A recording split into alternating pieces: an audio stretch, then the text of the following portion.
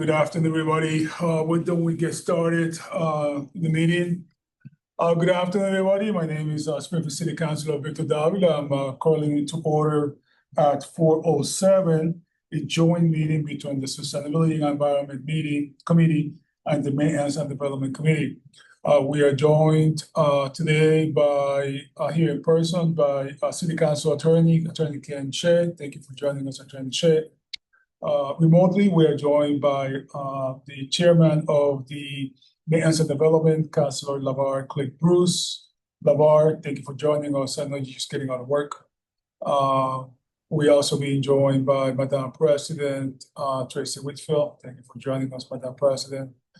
We are being joined by Attorney Anthony Wilson. Thank you, Attorney Wilson, for joining us. Oh, Josh, you moved to the conference room. Okay. In the Water and Sewer Department, I have Josh Schimmel. And I can't really see. Why do you guys introduce yourself over the Water and Sewer so that we can? Sure. Hi, Theo Theocles, Director of Legal Affairs here at Springfield Water and Sewer.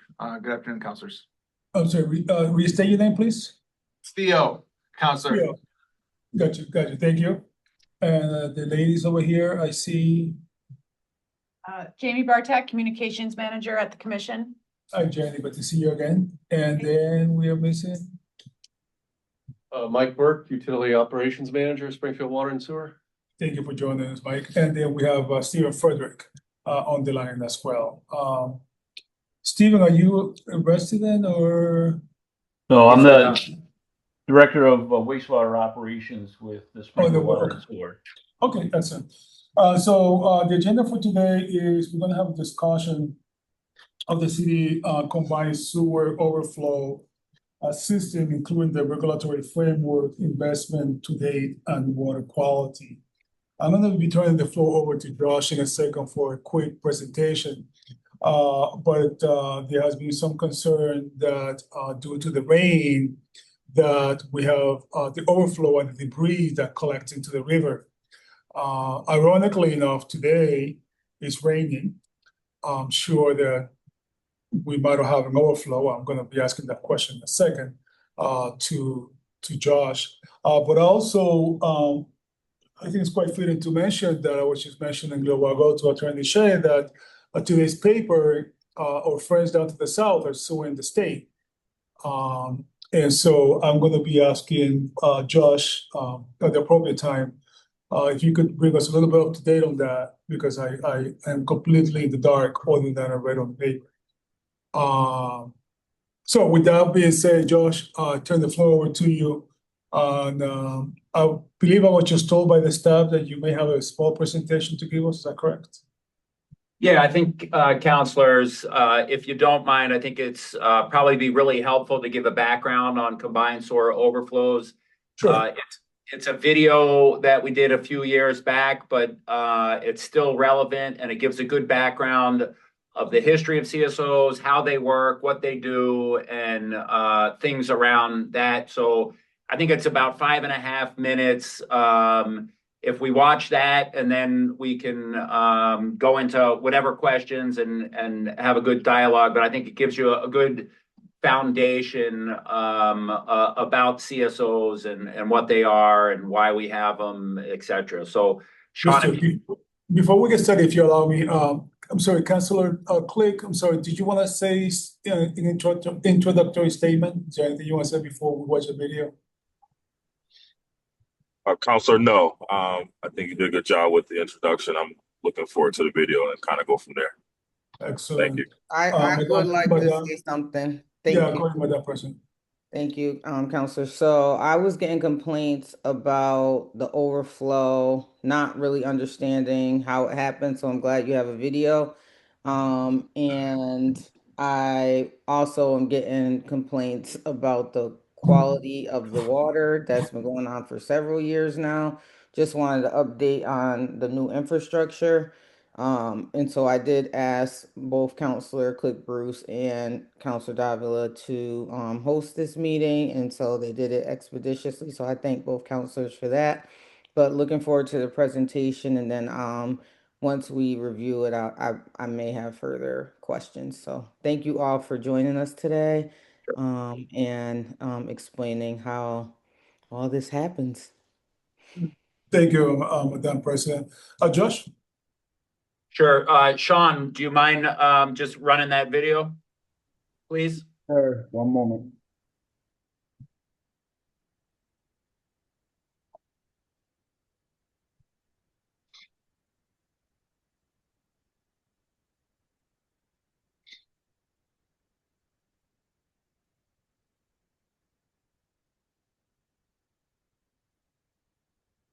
Sean, can you go all the way back to the beginning though? There you go. There you go. Thank you.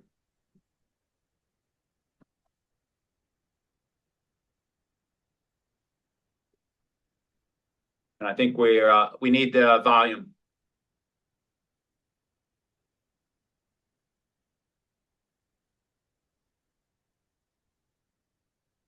Runoff, domestic sewage for All right, treatment. so there we go. Now First restart and introduced we're to the United States.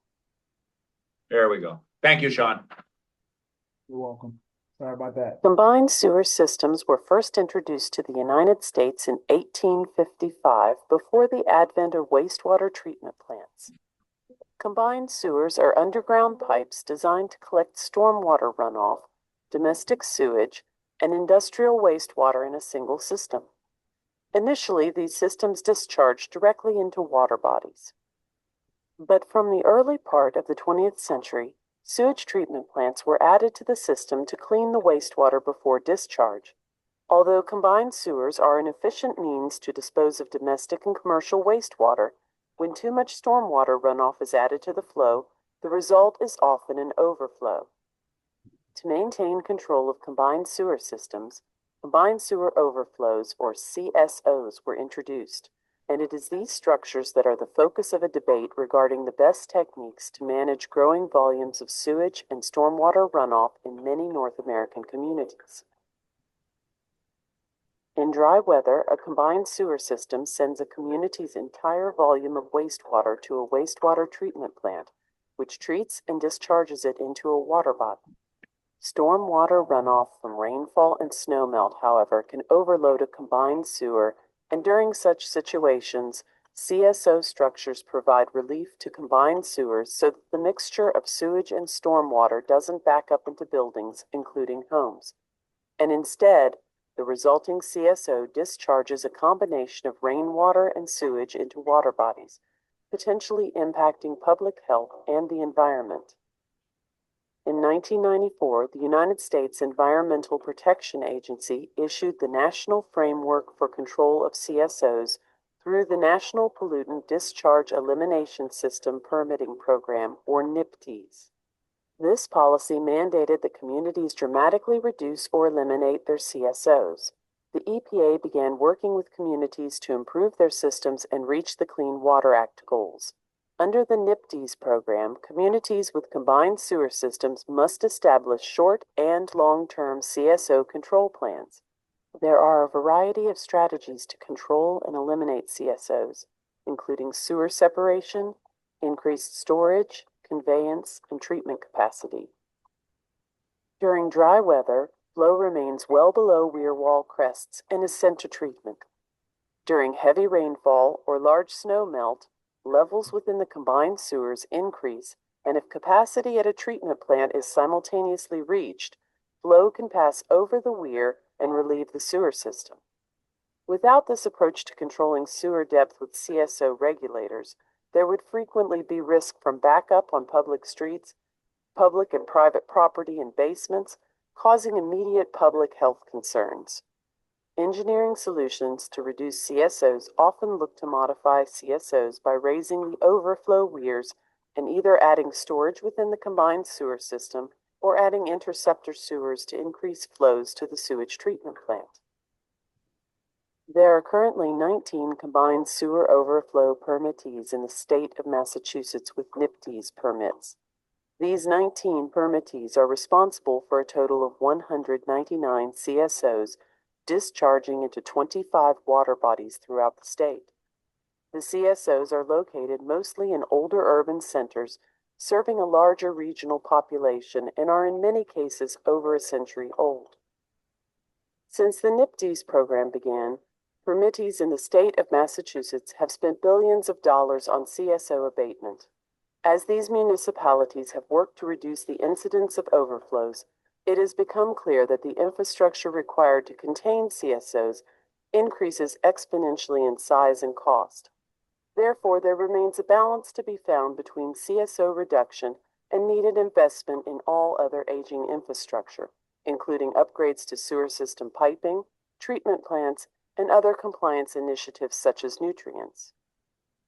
Permittees are working along with the Massachusetts Coalition for Water Resources Stewardship to find this balance, while focusing on the end goal of improving water quality in CSO water bodies throughout the state. CSO reduction has been mandated at both the state and federal level, and the water quality implications of CSOs are shared by all communities, not only CSO communities. CSO abatement for water quality improvement will require a statewide, collaborative approach and cooperation among municipalities, environmental groups, the state, and the federal government. So what does the future look like for CSOs? There is a balance to be struck between CSO reduction and much-needed investment in aging infrastructure. The financial challenge to reduce and eliminate CSOs requires substantial capital investment, but municipalities cannot ignore failing water systems that provide the backbone to public health protection. The social, economic, and recreational benefits of CSO abatement will be realized regionally and statewide. However, the costs cannot be borne exclusively by the permit holders. The Coalition intends to work with all CSO communities and other stakeholders to prioritize CSO reduction and water quality improvement while allocating appropriate investment to much-needed water and wastewater infrastructure. Okay, there you go. I remember when that video was cutting edge. It's feeling a little dated right now, but it should give you a pretty good background of historically what CSOs are and how they function. But I'm happy to answer any questions or jump right into any specific issues that you'd like to talk about. I just have a quick question, Josh. How much water is dumped into the river, into the Connecticut River from the CSO, from the overflows? So, all right, let me back that up a little bit. Average day, yeah. So we don't like actively dump anything. I think that's a misconception. So let me start with that. When the sewer system reaches its full capacity, meaning every possible drop of sewage and stormwater that we can treat over here at the treatment plant gets to the treatment plant and is receiving full treatment. When that happens, anything in excess of that spills out passively through outlets in the collection system, which are called combined sewer overflows. So we're not sitting there pulling a lever or pushing a button that says dump. It's when we are absolutely at our maximum capacity, they spill, and they spill so it doesn't spill out on the streets or in people's basements. So that's the first thing that folks have to understand. This isn't like a controlled active task that we do. It happens all on its own. And then how much spills, counselors, really just depends on the storm. It depends on the storm intensity and on the storm duration. And no two storms are alike. And I think over the past couple of years, what you have seen and what we have experienced and we're experiencing today is that storms are a little different than they used to be. So the system reacts a little differently. So when you have these short duration, high intensity storms, they overwhelm the system fairly quickly. I'm sorry, Josh. I'm sorry, Josh. Sorry to interrupt you. When you excuse me, when you say storms, so you're talking about rainstorm, winter storms, or both? Well, in most cases, it's rain events that cause combined sewer overflows. However, there are cases where we have a big snowpack in the city. Right. And if we have a rapid heating up, all of that snow melts and it's like a rainstorm. It goes into the system and it can overwhelm the system. But primarily, we're talking about rain events. Okay. And so, but you must have some sort of idea how much gallons go into in those cases. Yeah, we measure that monthly. We measure that for every storm, and at every combined sewer overflow. That's measured in real time. It's reported essentially in real time on a website for whoever wants to see it. And then at the end of the month, that data is analyzed, looked at, and then officially reported out to the state. So it's hard to get accurate readings in real time. We do the best job we can, but you really have to analyze the data and there's like multi-factor authentication essentially in all of the flow monitoring. So how much did we dump last month? We discharged, Counselor, I can give that to you. I don't have it in front of me. Steve, if you have that in front of you, you can feel free. The other thing I think that's important to understand, right? These CSOs have been active for 100 years. This is not a new issue. These have been happening all along. They're not illegal. We are permitted to do this. We obviously don't like to do this. We do everything we can to treat as much water as we can here at the treatment plant. But the reality is in combined sewer overflow communities like ours, like Holyoke, like Chicopee, these systems get overwhelmed with storms, and that relief point in the system is really saving people's property and public health from sewage being on the streets and in your homes. Okay, that's a good idea, Josh. Steve, if you could, please, can you send the council that data? Because I'm kind of curious as to how much has gone over. Sure. Yeah, Counselor, like Josh mentioned, we share. I will be glad to do that. That's not a problem. But for anyone on the public, we have our history of CSOs on the website that's public facing. What's the website, Steve? So that people at home knows. What's the website? Yeah, Jamie, it's CSO alerts. SpringfieldAlerts.com. CSOalert.com? SpringfieldAlerts.com. SpringfieldAlerts.com. Okay, thank you. And the other point I would like to make, Counselor, is we don't create more sewage during a CSO. There is a flow component that's very consistent of sewage during dry weather that is going to the treatment plant. Right. So when we have these sewer overflows, the majority component is urban drainage and drainage from roof leaders and so on. So a lot of times it gets misunderstood that we've actually dumped, 6 million gallons, 10 million gallons of sewage. That's really not that's not really what happened. But more specifically for your question, we dumped 9,436,14 gallons last month of combined sewer overflow. All right. I have one more question, but I see Attorney Wilson has a question. Attorney Wilson, is it related to the water overflow? Yeah, I have the actual website pulled up, so I was just gonna share so you can see what it looks like to see what the overflow information looks like on the website. If that John, is that something we can share? Oh, there you go. Oh, he's one step ahead of me. And so it also identifies the locations around the city where the overflow Are you is sharing? happening. No, that's not me, that's them. Okay, so I was only asked to share the video. That's pretty good for an attorney. so Attorney Wilson, were you able to share yourself? Is that what you're saying? Yes. Okay, go ahead. So I just wanted you to have a look at it because you were looking for it. So this is from the website. This is what members of the public can see, and it's by event. So this is Anthony, can you zoom in a little bit so we can get? I'm not that savvy. There's a little plus sign on the left of the website. The magnifying glass. Right in the map picture, Anthony. Under the house. Under the house, there you go. Got it, President. Not bad for a president. Yeah, or an attorney. I mean, all of you guys. So what this shows you is the actual location of each combined sewer overflow. The colors will indicate whether it's active, has been active, or is not overflowing. And then you can click on any one of them and you will see information in real time. And then all of that data is accumulated over a month, and then we report it out.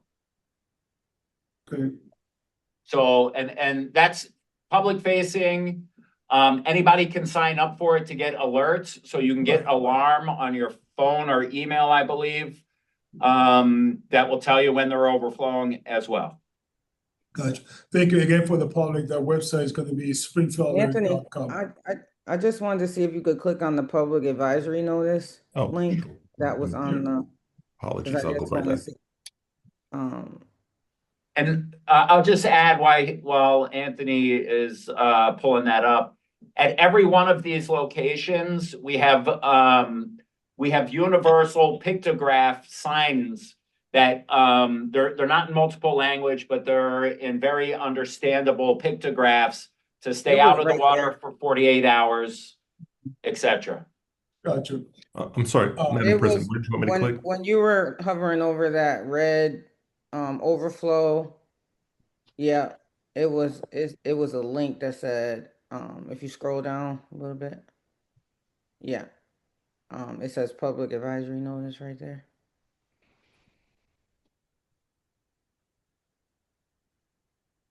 Can you read that, Anthony? I'm sorry, I can't see it that far. I'll read it. Yeah, so it says avoid contact with these water bodies for 48 hours after the discharge or overflow ceases due to increased health risks for bacteria and other pollutants. See website for more information on whether specific resource areas such as bathing beaches are affected. Website, and it's the Springfield Alerts website.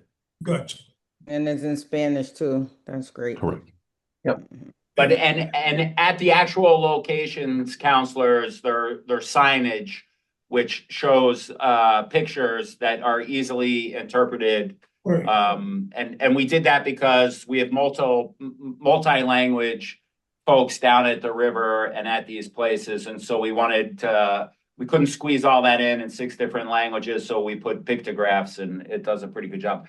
You know, one thing I think that's really, if you don't mind, I'll just speak a little bit to a couple things here that I think is really important for the council to understand here. And there's a lot. Combined sewer overflows is a pretty big topic.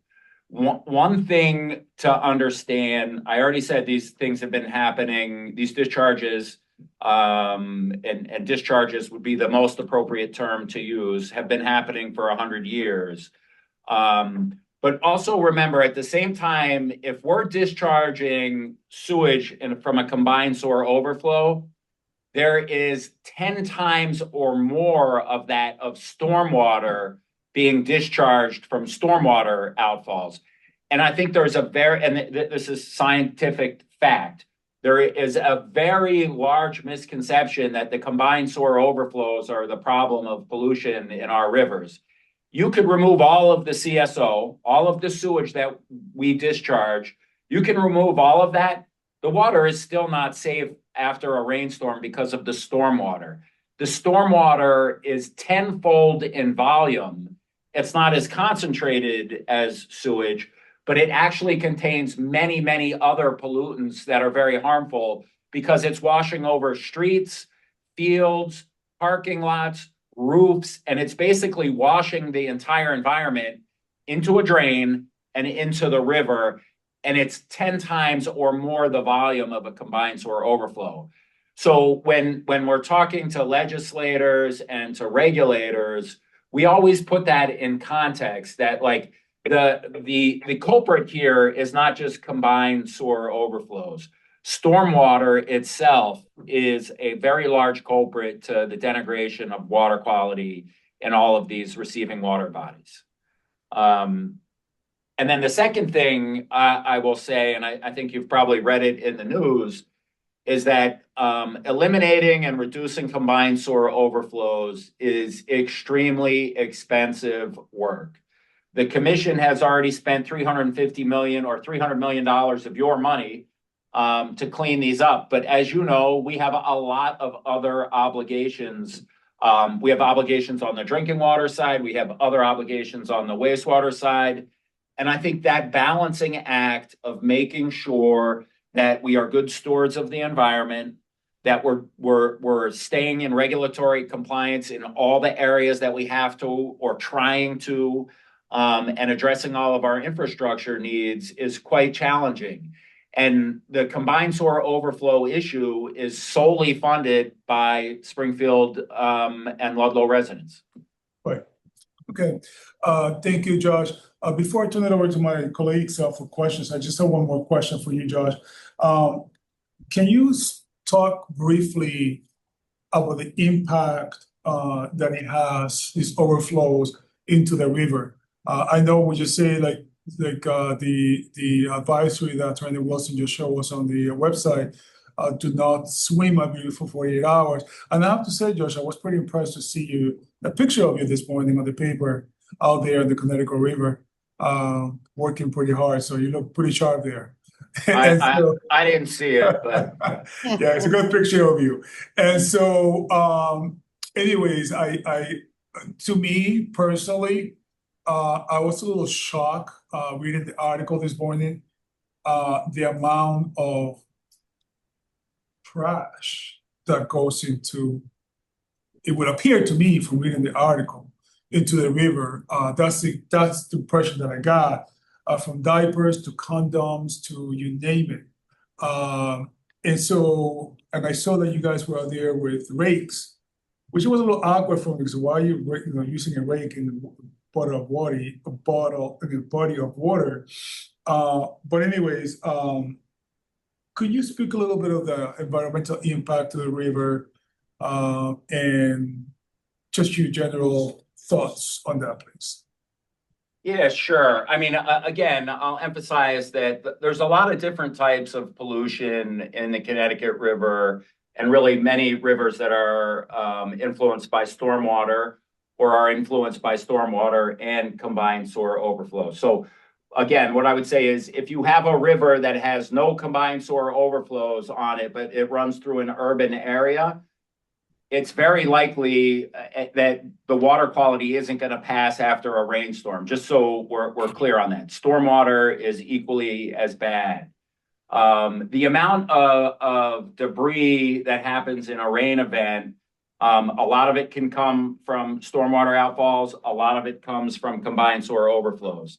I think the things that you see that are in sewage, it's dirty business, counselors, and it's our business, and it's a very hard business. It's condoms, it's female hygiene applicators, it's garbage, it's anything it's diapers, you name it, people flush it. I think one of the biggest problems that we have are what are called non-flushable wipes. And that really, I think, is the most jarring pollutant. And what I will tell you is that there's legislation out there to control the use and labeling of non-flushable wipes. And they're becoming more and more popular, and people aren't throwing them away, they're flushing them. And when we have an overflow and there's non-flushable wipes in it, they don't disintegrate. And what this is our business, so I hate to go on and on about this, but toilet paper is actually engineered to disintegrate in water. And it's engineered to disintegrate in water because of wastewater treatment plants and collection systems, because if it didn't, it would clog our pipes and clog our equipment. And so there's a whole industry around toilet paper. And that toilet paper is engineered and it comes through our systems. Our systems are designed to deal with the things that are flushed down the toilets. The non-flushable wipes that people are flushing are a complete anomaly to what we are used to, and they're becoming more and more popular. And when we have an overflow, they're not captured at our treatment plant. They go right out into the river, and they're unsightly. They don't dissolve like toilet paper, and they are heavy, and they lay there like a rag. And in sewage, there are tens and tens and tens of thousands of them that come in the gate here every minute. And that's a fact. And so if we have an overflow for 20 minutes, imagine how much of that component of all of these non-flushable wipes is going directly into the river. It never makes its way here to the treatment plant. So we're not discharging from the treatment plant here. We remove those. But when it discharges from a combined sewer overflow, it's not receiving treatment. And so that's causing probably the most visual component of what people are complaining about. There's other components of sewage that are also equally unappealing. There's grease, there's the other floatable things that we've spoken about. And you know, those things, the river really has a unbelievable way of correcting itself in a couple days. There's about anywhere between 2 and 12 million gallons a minute are going by Springfield at any given point, right? So on a day like today, it's probably 10 or 12 million gallons of fresh water a minute. So when you think in context of, we may have an overflow that discharges 10 million gallons, as Steve said. Well, in all likelihood, of that 10 million gallons, there was probably 1 million gallons of untreated sewage.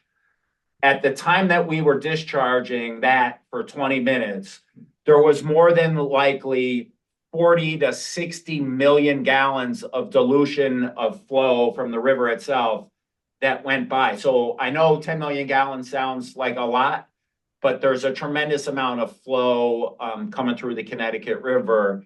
And then it really does do a remarkable job of cleaning itself. And the other thing that we talked about as a group here the other day, which I think, you know, it's a double-edged sword.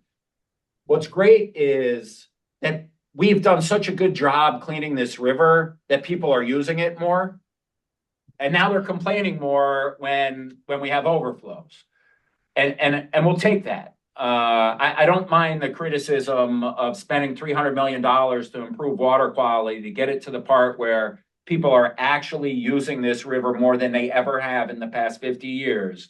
People are down there and they're using it. And so part of what we do is not perfect. It's far from it, but we do everything we can. And at the end of the day, like, you know, you guys get your bills. You know what your bill looks like. And we try to provide a lot of value in that bill. And we can't just spend all of our money cleaning up CSOs because, one, we have other responsibilities, and two, we'll break the bank. All right. Thank you for that, Josh. Turn it over to my colleagues for any questions. I have a question. Sure. So the video, thank you, Mr. Chair. The video said that there's a coalition, there should be a coalition working together to, I don't know, figure out how to, I guess, change the infrastructure for the CSO. Is there a coalition that work together like with our neighbors? Because when I read the article, it was like West Springfield blaming Springfield for that's how I read it. Blaming Springfield for the overflow that went into the Connecticut River. So I'm just trying to see, do you all meet with the municipalities that are combined? Yeah, so we do a number of things, right? So for 30 years plus, it's probably more than 30 years now, there's been a partnership between Springfield, Holyoke, and Chicopee, and it used to be Ludlow because they used to have combined sewer overflows as well, and West Springfield, right? But they when those communities joined our system, they were able to eliminate their CSOs and all of their sewage comes to us. So Chicopee, Holyoke, and Springfield have been, it's called the Connecticut River Cleanup Committee. We've worked in combination with the Pioneer Valley Planning Commission for 30+ years. We've gotten tens and tens of millions of dollars to do projects. But what I'm telling you is tens and tens of millions of dollars moves the needle like this, barely. A CSO project is anywhere from 25 to $150 million. And so these are extremely expensive. Outside of Chicopee, Holyoke, and Springfield, the Mass Coalition, who we worked on producing that video, I'm the president of that organization. And it's a volunteer organization for just Massachusetts water and sewer and stormwater agencies. And so we lead the charge on all CSO communities and what we can do to get federal and increase federal and state funding, and what we can do to reduce CSOs, and who we can advocate and have them advocate on our behalf to get funding. Because the issue isn't can it be done, it's just who's paying for it. And then lastly, probably for the past 4 years, I've been chair of the New England committee, and I gave that chair up last year, but I'm still very heavily involved in the New England Water Environment Association Combined Sewer Overflow Committee, which is not just the 19 CSO communities in Massachusetts, it's the ones in Rhode Island, Vermont, New Hampshire, and Maine as well, and I've been chair of that committee. So I would say that we are very much, and then I'm involved nationally in combined sewer overflow things as well. So I would say we're very much involved in combined sewer overflows across the board. I will say nobody has done a better job in the Commonwealth than Springfield in terms of managing combined sewer overflows along with all of our other obligations, and balancing all of that so that we're not burying our customers with bills to clean up something when we have a lot of other obligations. And certainly, President, you are aware of many of our other obligations with drinking water, et cetera. And so I think the papers don't always tell the whole story. But the whole story is not a simple story to get out in one article.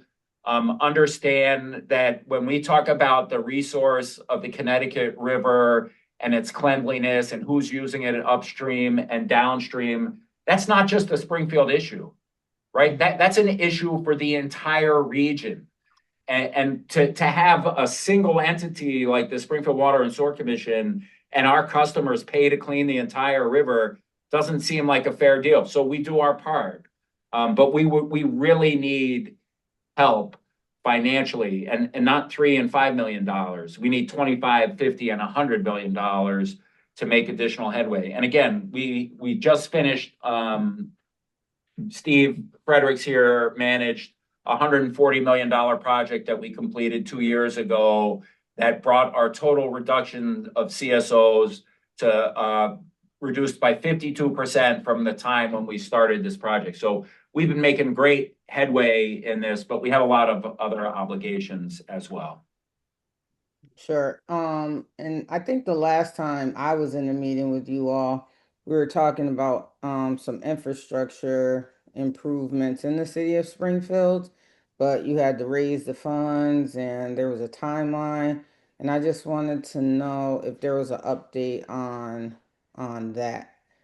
Like, I don't know if it's the CSO plan or if it was something else, but we were talking about how old our pipes were, because I think at the time we had some pipe bursts and we were talking about how old the infrastructure is, and there was a plan to improve the infrastructure over a certain amount of years.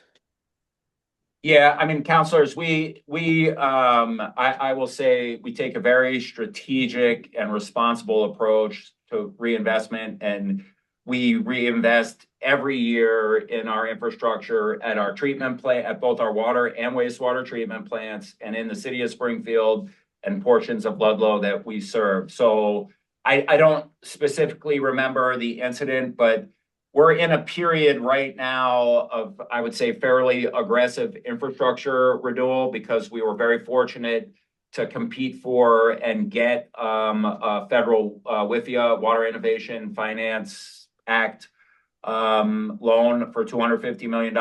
We were able to leverage state SRF money for the match. So we're in a $550 million investment period, which started before COVID. That 550 is now like $750 million, just with the past 6 years worth of inflation and all of the post-COVID impacts. So we are heavily investing right now in our communities and in the future. And what you're going to see is we have a plan. That plan is for heavy investment, meaning we know what our rates are doing, and we've kind of hit our targets for what the rates are and the amount of work we're doing. We've had a couple issues here and there, which are bound to happen. But there is a time period when we kind of get over that hump, and our treatment plants on both ends are going to be new and mostly renewed, and that our collection and distribution system on the water side, all of the worst pipe and the highest priority pipe is being replaced. So we have a very strategic and advanced approach to where and how we're investing. I think our group here has done a great job in that. So yeah, we are 100% addressing all of our issues. However, I will always tell you that it doesn't mean something's not going to blow up tonight that we can't or haven't gotten to yet, because that's the nature of our business. I think if you guys were watching the news during the July 4th week, there was a massive sewage spill in Haverhill and the Merrimack River. All of the beaches on the North Shore of Massachusetts were closed. And that could be any of us at any time, is what I can tell you. There's been a tremendous underinvestment in water and wastewater infrastructure by federal, state, and local officials. And there's a good reason for that, because nobody wants to pay for it, and it's super expensive. And so our job is to figure out how to find the money, where to find the money, how to stretch that dollar as far as we possibly can to make sure that when we deliver our services to you, that it's the most value you can get. And I think you got a committed group of people here at the Water and Sewer Commission that do that daily. Thank you. Is there a question, Madam President? Yeah, are you gonna go into the H2 that's in our drinking water, Counselor? Yes, I am actually, but if you're, I just have a No, quick I was follow. done. I just wanted to see what we can do to, like, leverage our leadership, because I think Josh is right with other communities are using our water and sewer plant, and they need to also invest in it, and we need to have those conversations. Actually, Madam President, I was about just to ask Josh a follow-up question just about that. Josh, I just want to make sure that I heard you correctly. Did I hear you say that the other communities, they use, or the surrounding communities that use water and sewer, do they contribute financially to the cleanup of the river, or does that fall entirely upon you guys or us, the city? So let me be clear about both counselors, President. So all of our wholesale users, our outlying communities on the wastewater side and the drinking water side, for that matter, they pay their fair share, right, for what they use. But they don't pay for the combined sewer overflows, because the combined sewer overflows are only in Springfield. And so, no, they don't pay for those as part of what they get billed for, because that program is a Springfield program. Now, what I can tell you is that when we look at funding sources for these large endeavors of capital investment, it shouldn't be just Springfield asking to clean up the Connecticut River, right? The resources we'll clean it up. But when the ask comes, it should be a regional ask. It should be every community that borders or is in the Pioneer Valley, if you ask me, because they all benefit from having a clean river. They all benefit economically from what happens when we have a clean river. They all benefit from an environmental and an aesthetic standpoint when they can go out and the river's clean. And so to me, that ask for money to clean it up is a regional ask. And it always has been. Remember, all of these towns didn't exist 100 years ago when we built our sewer system. They grew because we had the foresight. Springfield had the foresight to build facilities that were large enough to support surrounding communities that have now popped up and are fully developed or close to fully developed. But they wouldn't be there if not for Springfield, because Springfield was the center of commerce. So, I want to make sure that I'm understanding you correctly. This is like, I'm learning myself on this because I'm not exactly Aquaman here. But am I to understand that the surrounding communities, they don't have overflows, some of them don't have overflow systems? And if that's the case, where do the water go? Where does the overflow go? Yeah, that's a great question, Counselor, because you're getting it, right? So if you're Long Meadow, East Long Meadow, and Agawam and West Springfield as examples, they do not have combined sewer overflows. They have stormwater outfalls. So all the stormwater hits in their community and it goes into a separate pipe, which doesn't mix with their wastewater, and it gets discharged to the river. And by the way, that stuff's pretty dirty and is contributing to the pollution.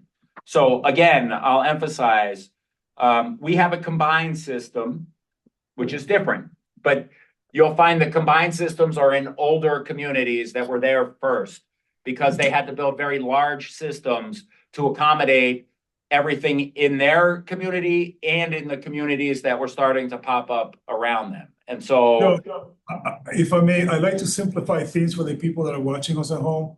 Let me tell you what I think I just understood from you, and correct me if I'm mistaken. Some surrounding communities that don't have overflow system, they discharge it right into the Connecticut River, and then the river gets contaminated. We have an overflow system, and every so often we have to discharge whatever amount of gallons of water. So we are cleaning our, I'm going to use the word contamination, plus we're cleaning their contamination as well. Is that basically what this boils down to? So they dirty the river and we clean it? No, so the sewage from our outlying communities, rain or shine, is coming here. All right. Nothing mixes with the sewage in their community. All right. So let me put it this way. If you're on Main Street in Agawam and there's catch basins in the street, those catch basins go into a pipe that is dedicated only for stormwater. And that stormwater eventually will go to a water body and the pipe will spill it out into the water body. All right. So stormwater collects on the street, goes into catch basins, goes into a stormwater pipe, and that pipe goes directly to the river. No sewage ever enters it. But that stormwater is not great. All right. In Springfield, the water goes into catch basins on the street. The catch basins tie into a big sewer in the street. So all the rainwater goes in there, but also all the sewage goes in there as well. In a town like Agawam, they have a pipe dedicated to stormwater and a pipe dedicated to sewage. So they're separated. In Springfield, they're combined. I see. And so my last question, so that we can move on then, about the water quality. Say I'm in Agawam and I flush the toilet. Where does that water go? Say that again, Counselor. I missed the beginning of Say that. that I'm in Agawam, you use Agawam as an example. Yep, And I flush the toilet. Where does that water go? right here, Bondi's Island. Okay, And they pay for that. okay. And they pay for that. All right, no, but my point is that I agree with you, Josh, that cleaning the river should be a regional approach. And I wish you the best of luck and let us know, like Madam President was saying, how we can leverage our leadership and how we can help because, you know, we need oxygen within the trees, but we also need the water. It's one of those elements of life. So I let us know how we can help, at least for my part, and I think Madam President, how we can help to make this happen because it's important. Go ahead. If I could just, I'll add one thing, and then I just want to ask my team here to add anything as well, just before we switch topics. Yeah. If there's one thing I can ask or would hope that you can embrace is that nobody here wants to be discharging sewage into a river at any point in time. Everybody here has dedicated their lives to cleaning the environment and cleaning water. And so when we read articles or we see things that people are stating in Connecticut, understand that the people of Springfield have supported and paid for hundreds of millions of dollars to work and have successfully cleaned the Connecticut River to the point where more and more people are using it. And we're not finished and we're not perfect, but we have invested time and money, your money, in cleaning up the river and have done a really good job at it. And we're not finished, but there's other things we got to tackle at the same time. And we're tackling those because when you're a water and wastewater utility, you got a lot of things on your burners and all burners are full bore. So just, you know, I think it's just helpful to understand that your community has done a lot, is doing a lot, and isn't finished. Okay? Thank you, Josh. Does the board have anything they want to add on the subject before we? You guys? Anything you want to add? Sure. One second. Go ahead, Mike. Yeah, I think it's worth it to add as well. I mean, Springfield's been very proactive in separating some of the CSOs and taking care of it and making improvements to the treatment plant, et cetera. But it's also worth it to mention that the capacity maintenance operations and management program that they have in place too, cleaning out the catch basins has led to pretty much between 80 and 90% reduction in sanitary sewer overflows, which is an overflow that comes out of the collection system itself into the main streets, into people's basements. Yeah, let me reemphasize that, Mike. Really great point. If you go back to 2009, and that's the year that we started this program, we had hundreds of basement backups a year, right, into people's basements, and it was not anything that we had control of. It was just a matter of too much rain, not enough capacity in the sewer system, and it backs up. And where does it go? It goes in your basement. Hundreds and hundreds of complaints a year. We're down right now to less than 10 a year on average. So that's not because we've built all these new things. That's because we maintain the stuff that we have. And you see our crews out there on the streets in Springfield, our vac trucks, all of our crews. Those guys are working hard to keep the system clean so that not only do we reduce combined sewer overflows, we also reduce backups into streets and people's basements, and a really good point as well. Okay, so thank you, Josh. No, so moving on to the water quality, I do remember, Josh, that we had a couple of months ago, we had a discussion over the water quality, and I know there's many layers that affect the water quality. Anyways, why don't I let maybe Madam President, you wanna just ask the question and because I think you say you have some concerns and some complaints that people are giving you. Yeah, first what is the name? Is it H2 something that's in the, I never It- get that right. HAA5, haloacetic acid. HAA5, are the levels, like I've been hearing it for a long time, getting the letters in the mail, are the levels the same? Have they improved, over time? They fluctuate quarter to quarter, and we have some quarters are better. It's very weather dependent, President. So it's raw water quality up at the treatment plant, and we've said this before, but I'll just say it again. We're building a new treatment plant. The treatment plant that's in place just does not have the technology to remove the organic material that gets washed in during a rainstorm, and again, like the different types of rain really make a difference. And so I would say we're consistently still not in compliance. We may have some of the samples pass and some don't, but from a overall reporting standpoint, we're still in non-compliance. But we're building a new treatment plant, and that'll be online in a couple of years. And this is all going to go away. And so we ask that you bear with us. Again, that risk for the HAA5s, I know those the notices you get can be alarming. That's not our language. That's mandatory language. We have to put it in there. I would tell you that language is a little bit alarmist, but it has to go in there from the regulations. But when we talk about it in terms of internally here and in our own communications, and Jamie's probably better at talking about this, the HAA5s are not like an immediate health risk. It's a lifetime of exposure, and you guys will not have a lifetime of exposure. In a couple of years, this stuff is going to be gone, and it'll be a blip on the radar in all of our lives. Jamie, I'll let you add to it. There's potential health risks with HAA5. The science is not settled. There's some studies that show associations and some studies that don't. But the regulations are there because of the potential, of course. But again, as Josh said, it's a lifetime of exposure for a potential health risk.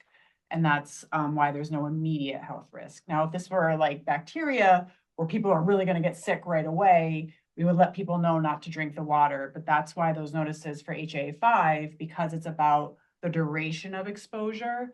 And it's not an immediate thing. That's why we say you can continue to drink and use the water as normal while this is being resolved, which it is right now through the new treatment. But Jamie, if I may, I just want to reemphasize that as of right now, the water in Springfield is safe to drink, correct? You can drink the water and use it as normal. Yep. Yep, thank you.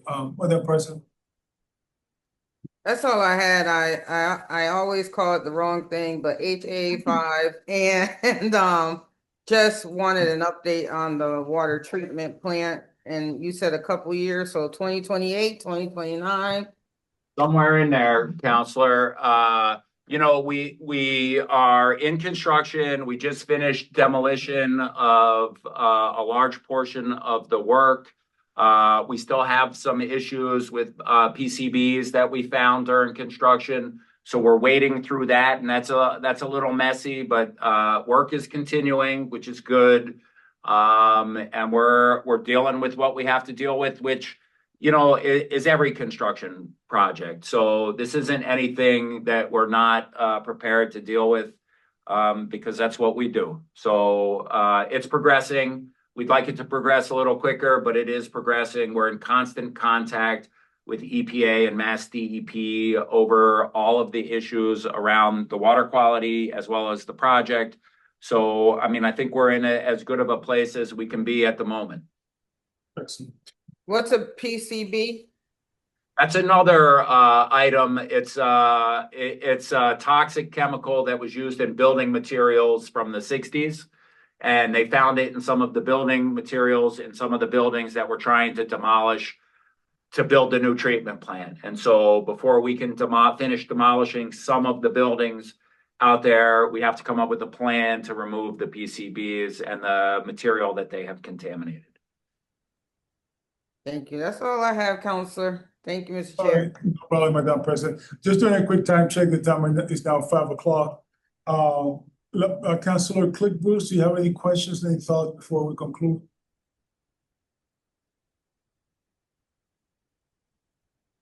Probably not, okay. Very well. I don't have anything else. Anybody has any other thoughts? I was trying to find my button here. Oh, that's okay, Councilor Click Bruce. I just No. wonder if you have any other questions, comments. Yeah, no, thank you, Chair. Thank you, Councilor Whitfield, for bringing this to our attention. I did see it on social media as well. But mainly, I just wanted to thank the team for this presentation. Very informative. Just for sitting back learning. And my main questions were answered regarding drinking water, because that's what I did see mostly on social media floating around. So again, thank you for having this meeting and giving us a presentation. Also, Attorney Wilson, did I miss something? Are you a part of the board? What did I miss? I'm pretty sure I missed something. Good question. You haven't missing. I serve as general counsel to the Water and Sewer Commission, so I'm just here in that capacity. Got you. I saw you last night as well. Always good to see you, my friend. Good to see you too. Excellent, excellent. Josh, any final thoughts before we conclude? Oh, go ahead, Jamie. Yeah, I just want Jamie? to say, to anyone who might be watching this later, and I know we're not up close and personal right now, but it's really, this is your river and your wastewater treatment system and your sewer system. And we just like to remind people that there are ways that you know, this is a big problem. It takes a lot of money. It takes a lot of coordination, but there are things people can do at the individual level, which is not flush the wipes, not flush the trash and all the things that we see in the river and these news stories. So that's a big part of our communications outreach. When you see us at the water stations and things like that in the community, we have flyers, things like that, to remind people and educate people on the impact that their everyday product uses and things like that have on the environment. So it's just always I always try to get in a plug to remind people that there's ways that they can contribute as well, and make sure that they don't put anything that doesn't belong in the toilet, keep it out of it, and we'll all have cleaner rivers. Are you talking about those wipes that say flushable wipes? Yes, I'm holding a package right now that says breaks down like toilet paper. And if you could see it, I have it in water. Oh my gosh. Not at all. Don't flush those, and don't waste your money on them. Use good old fashioned toilet We paper. love those. Sorry, didn't know. Trash. TMI. They say flushable wipes. Like, we found the source. oh Yes. my goodness. Counselor, shame on you. That's right. I'm throwing them away today. So you're going to hear from us about this, because we will have a campaign to address some of these things, and we do this periodically. But I really do think that more and more people are using these flushable wipes, and they're not flushable, and they're really damaging to the environment. And then I know we all need to go. I think everybody here works really hard, and we're always appreciative of the opportunity to share with you the work that we do and answer your questions. And we want to continue to do that. And so when you guys have questions, you always do pick the phone up and call. We don't mind meetings, especially friendly ones. But we'll take unfriendly ones as well. So the opportunity to share what the good folks here are doing is really important to us, and the good work we do in providing clean water. So and you all benefit from that. So I want to thank you for the opportunity. We never turn an opportunity to meet with folks down. So Josh, it's my daughter's fault that we use those. She introduced them to the household.